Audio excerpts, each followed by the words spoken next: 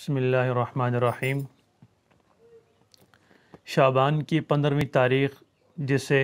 شب برات بھی کہا جاتا ہے اور شب قدر بھی کہا جاتا ہے، یہ بڑی برکت والی رات ہے۔ اللہ رب العزت نے قرآن مجید میں اس رات کے بارے میں ارشاد فرمایا، اِنَّا أَنزَلْنَاهُ فِي لَيْلَةٍ مُبَارَكَةٍ إِنَّا كُنَّا مُنذِرِينَ، کہ یہ ایسی برکت والی رات ہے کہ اللہ نے قرآن کو اس رات میں نازل کیا ہے۔ ایک روایت یہ بھی ہے، اور آگے فرمایا فیہا یفرق کل امر حکیم، انسانوں سے متعلق بہت سارے تقدیر کے فیصلے وہ اس رات میں کیے جاتے ہیں۔ کس انسان نے آئندہ سال دنیا میں پیدا ہونا ہے اس رات میں طے کیا جاتا ہے۔ کس انسان نے دنیا سے چلے جانا ہے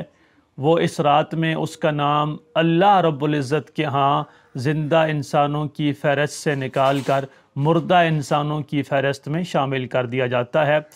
مفسرین اور محدثین نے لکھا ہے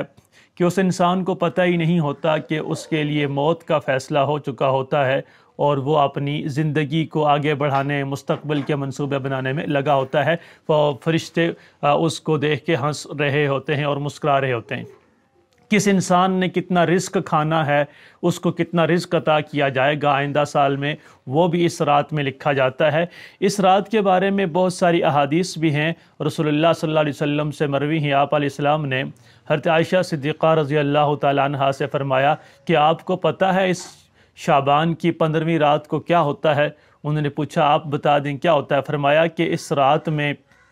انسانوں کی تقدیر لکھی جاتی ہے، کس نے دنیا میں آنا ہے، کس نے دنیا سے جانا ہے، اور کس کو کتنا رزق ملنا ہے، یہ سارے فیصلے اس رات میں کیے جاتے ہیں۔ اور ایک اور روایت میں آپ علیہ السلام نے فرمایا کہ اللہ تعالیٰ کی طرف سے اس رات میں لوگوں کی بہت کثیر تعداد میں مغفرت اور بخشش کی جاتی ہے، سوائے چند لوگوں کے جن کی مغفرت اور بخشش اس رات میں بھی نہیں ہوتی۔ وہ کون لوگ ہیں؟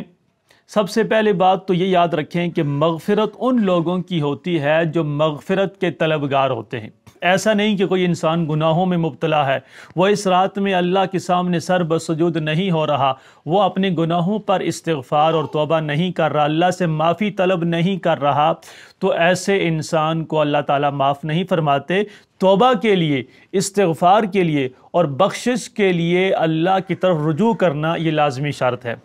اللہ سے معافی مانگنا، ادعونی استجب لکم، جو اللہ نے قرآن میں فرمایا، مجھے جو ہے نا پکارو، مجھ سے دعا مانگو اور پھر میں تمہاری دعا کو قبول کروں گا۔ تو ایک انسان وہ بے طلبہ ہو، اس نے اللہ سے معافی نہیں مانگی، تو توبہ نہیں کی، رجوع اللہ نہیں کیا، تو اس کی معافی نہیں۔ جو لوگ توبہ کرنا چاہتے ہیں اس رات میں اللہ تعالیٰ کے سامنے سر بسجود ہوتے ہیں، اپنے سابقہ گناہوں کی توبہ کر لیتے ہیں، چاہے وہ گناہ جتنے بھی زیادہ ہیں اللہ تعالیٰ ان کو ضرور معاف فرمائیں گے۔ رسول اللہ صلی اللہ علیہ وسلم نے فرمایا کہ اس قدر کثیر لوگوں کی اللہ تعالیٰ اس رات میں بخشش فرماتے ہیں کہ اگر ان لوگوں کی تعداد معلوم کی جائے، ایک مثال دی، فرمایا جیسے قبیلہ بنی کلب کی بکریوں کے جسم پر جتنے بال ہیں، ان بالوں کی بقدر اللہ رب العزت اس رات میں لوگوں کی بخشش فرماتے ہیں۔ یہ مثال کثرت کو بتانے کے لیے آپ علیہ السلام نے دی ہے، ورنہ اللہ تعالیٰ کی ذات جو ہے وہ اس کی رحمت، مغفرت، وہ اس سے بھی کہیں زیادہ ہے۔ بے شمار لوگوں کو اللہ تعالیٰ معاف فرماتے ہیں، لیکن اسی شرط کے ساتھ جو اللہ سے معافی طلب کرے۔ کچھ لوگ بد نصیب ایسے جن کی اس رات میں بھی مغفرت اور بخشش نہیں ہوتی، آپ علیہ السلام نے ان کے بارے میں بھی فرمایا، سب سے پہلا وہ آدمی جو قطع تعلقی کرنے والا ہو، رشتہ داروں کے ساتھ رشتہ ختم کرنے والا ہو، قطع تعلقی کرنے والا ہو، اس کی مغفرت نہیں ہوتی جب تک کہ وہ اپنے اس گناہ سے توبہ نہ کر لے۔ اس کے بعد کینہ ور کسے کہتے ہیں؟ کسی بھی مسلمان کے لیے اپنے دل میں بغض، حسد، کینہ، دشمنی رکھنا، کسی مسلمان کے بارے میں اپنے دل میں بغض اور کینہ اور حسد رکھنا، اس کو پالے رکھنا، دشمنی رکھنا، جب تک انسان اپنے اس گناہ سے توبہ نہیں کرے گا اس کی بھی بخشش نہیں ہوتی۔ تیسرے نمبر پہ فرمایا جو بدکاری میں مبتلا ہو اور اس بدکاری سے وہ توبہ نہ کرے تو اس کی مغفرت بھی نہیں ہوتی۔ چوتھے نمبر پہ فرمایا جو عادی شرابی ہو، جو انسان شراب کا عادی مجرم ہو اور وہ ہمیشہ اور اکثر شراب پیتا ہے اور اس شراب پینے کو وہ گناہ نہیں سمجھتا، اس کو نہیں چھوڑتا، توبہ نہیں کرتا، رجوع اللہ نہیں کرتا، اس رات میں جہاں اللہ کی طرف سے مغفرت اور بخشش کا سیلاب بہہ رہا ہے،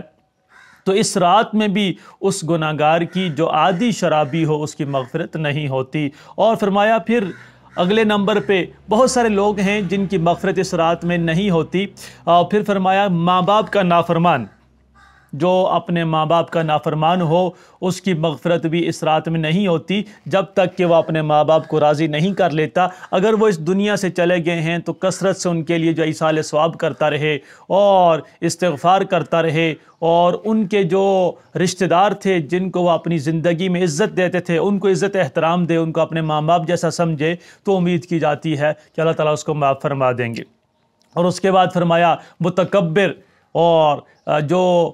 تکبر کرتا ہے، اور چونکہ حدیث میں آتا ہے کہ تکبر کو اللہ نے فرمایا کہ یہ میری چادر ہے، کبریائی اللہ تعالیٰ کی ذات کے لیے ہے، کوئی انسان اسے کھینچتا ہے تو وہ اللہ تعالیٰ کو پسند نہیں ہے۔ متکبر انسان، اس کی مغفرت نہیں ہوتی، اور تکبر اور غرور کی وجہ سے جو انسان اپنی شلوار کو ٹخنوں سے نیچے گرائے رکھتا ہے، تکبر اور غرور کی وجہ سے اس کی بھی مغفرت نہیں ہوتی۔ تو یہ ایک لمبی فہرست ہے ان لوگوں کی، ان گناہگاروں کی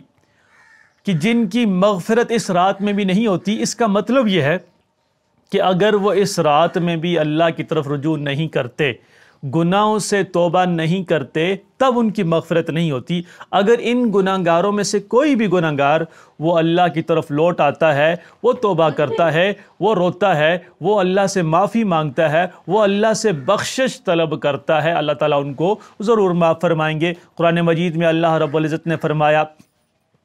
یا عبادی الذین اسرفوا علی انفسہم لا تقنطوا من رحمت اللہ ان اللہ یغفر الذنوب جميعا، کہ اے وہ لوگوں جنہوں نے گناہ کر کر کے اپنے نفس پر ظلم کر لیا ہے، لا تقنطوا من رحمت اللہ، اللہ کی رحمت سے نا امید نہ ہونا، ان اللہ یغفر الذنوب جميعا، اللہ تو سارے گناہوں کو معاف فرمانے والے ہیں، لیکن شرط یہ ہے کہ کوئی معافی طلب تو کرے۔ ہوتا یہ ہے کہ عموماً اس طرح کی جو راتیں آتی ہیں، جیسے رمضان کی آخری رات ہے، لیلۃ الجائزہ جس کو کہا جاتا ہے، تو یہ جو مغفرت کی راتیں ہیں ان میں ہم اپنے دنیاوی کاموں میں مشغول ہوتے ہیں، صبح کی عید کی تیاریوں میں مشغول ہوتے ہیں اور گھر کے کاموں میں مشغول ہوتے ہیں، ہم رجوع اللہ نہیں کرتے، ہم اللہ کی طرف رجوع نہیں کرتے، توبہ استغفار نہیں کرتے، تو ایسے انسان کی مغفرت نہیں ہوتی جس کو مغفرت کی چاہت نہ ہو، جس کو مغفرت کی طلب نہ ہو، جو اللہ کے سامنے سر بسجود نہ ہو، جو رو کر گڑ گڑا کر اپنے گناہوں کی معافی نہ مانگے، اس کی مغفرت نہیں ہوتی۔ شرط یہ ہے اللہ تعالیٰ کی مغفرت، وہ رحمت، وہ مغفرت کے بہانے تلاش کر رہی ہے، شرط یہ ہے کہ ہم اس کی طرف آئیں، اللہ کی طرف آئیں، رجوع اللہ کریں، توبہ کریں، استغفار کریں۔ تو یہ شعبان کی 15ویں رات جو ہمیں جو آج یا کل جو ہے نا وہ آنے والی ہے، تو اس رات کو ہم قیمتی بنائیں، اللہ سے معافی مانگیں، بخشش مانگیں۔ اور ہمارے ہاں چونکہ رسم و رواج بہت زیادہ ہوتے ہیں تو ہم رسم و رواج پر چلتے ہیں، شریعت پر نہیں چلتے۔ اور رسم و رواج کیا ہیں؟ ہم کیا کریں گے؟ وہ دیگیں پکائیں گے، حلوے پکائیں گے، محفلیں جمائیں گے، اور وہ محفلیں جو ہے نا منعقد کریں گے، اور یوں ہم یہ سمجھیں گے کہ ہم نے بہت بڑا دین کا کام کر لیا۔ تو یاد رکھیں اس رات میں کہیں بھی کسی اجتماعی عبادت کا کوئی ذکر نہیں ہے۔